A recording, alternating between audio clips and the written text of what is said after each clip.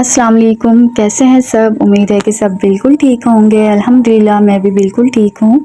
तो आज लाई हूँ मैं आपके लिए पुदीने की चटनी की मज़ेदार रेसिपी। बहुत ही मज़े की रेसिपी बनती है, गर्मियों में सबसे ज़्यादा खाई जाने वाली चीज़ है ये और इसके बहुत सारे फ़ायदे हैं। तो चलिए रेसिपी शुरू करते हैं। इसके लिए हम चीज़ें देखते हैं।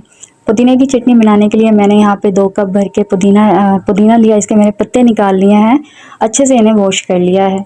और साथ में 2 कप ही हरा धनिया लिया है, इसे भी अच्छे से वॉश कर लिया, रफली साइज से कटिंग कर लिया। साथ में 6 से 7 हरी मिर्चें ली हैं और एक मीडियम साइज़ का प्याज है मेरे पास, रफली साइज से कटिंग कर लिया है।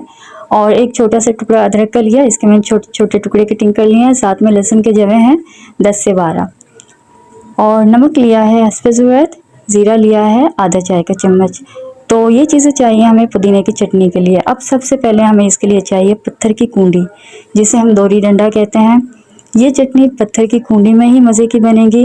वैसे तो आप इसे ब्लेंडर जग में बना सकते हैं, मिक्सी जार में बना सकते हैं, लेकिन जो टेस्ट इसका कूंडी में आएगा वो किसी भी चीज़ में नहीं आएगा।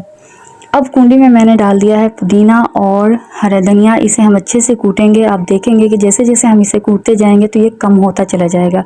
तो ये देखें, ढेर सारा पुदीना था मेरे पास और हरा धनिया था। कूटने के बाद मिकदार में बिल्कुल कम हो गया ये। तो इसे कूटने के बाद फिर हम इसमें डाल देंगे लहसुन अदरक। अब इसे कूटेंगे। इसी तरह स्टेप बाय स्टेप हमने इसमें सारी चीज़ें डाल देनी है। अच्छा, कुंडी में कूटने का एक तो फ़ायदा ये होगा कि इसकी तासीर ठंडी रहेगी और इसके फ़ायदे बढ़ जाएंगे। और अगर आप इसे ब्लेंडर जग में, ब्लेंडर जार में या मिक्सी जार में, जिसमें भी आप बनाएंगे इसे, यानी अगर आपने इसे पीसने के लिए मशीन का इस्तेमाल किया तो इसकी अफादियत ख़त्म हो जाएगी, बिल्कुल भी फ़ायदा नहीं होगा, इसकी तासीर भी बदल जाएगी। ये तासीर में ठंडी होती है और लेकिन जब आप इसे मशीन में बनाएंगे तो इसकी तासीर गर्म हो जाएगी और इसका टेस्ट तो बिल्कुल बदल जाएगा।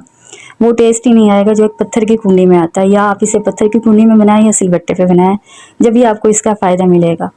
तो इस चटनी के और भी बहुत सारे फ़ायदे हैं, जैसे कि ये आपके मैदे को ठीक रखती है, हाजमे को दुरुस्त रखती है और कोलेस्ट्रॉल को कम करती है, आपके वेट लॉस में बहुत ज़्यादा हेल्प करती है ये।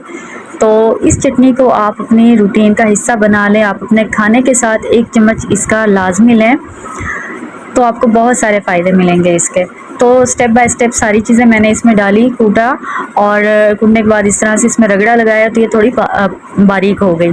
तो ये देखिए, यहाँ पे चटनी पीस ली है मैंने। लास्ट में इसमें नमक और ज़ीरा डाला था। नमक आपने लास्ट में डालना है क्योंकि नमक डालने से फ़ौरन से पानी छोड़ देती है ये चटनी, जिसकी वजह से पीसना मुश्किल हो जाता है। तो लास्ट में नमक डालना है। तो चटनी यहाँ पे बिल्कुल तैयार है। एयरटाइट जार में डाल के आप इसे फ्रिज में रख दें, 15-20 दिन बिल्कुल भी ख़राब नहीं होगी।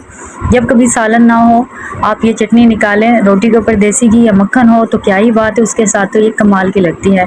और अगर आप रोटी सालन के साथ खाते हैं तो भी आप इसका 1 चम्मच लाजमी खाएं खाने के साथ, तो बहुत सारे फ़ायदे हासिल होंगे। उम्मीद है कि आपको पुदीने की चटनी की रेसिपी पसंद आई होगी। रेसिपी पसंद आए तो लाइक, शेयर एंड सब्सक्राइब ज़रूर कर दिया करें। अल्लाह हाफिज़।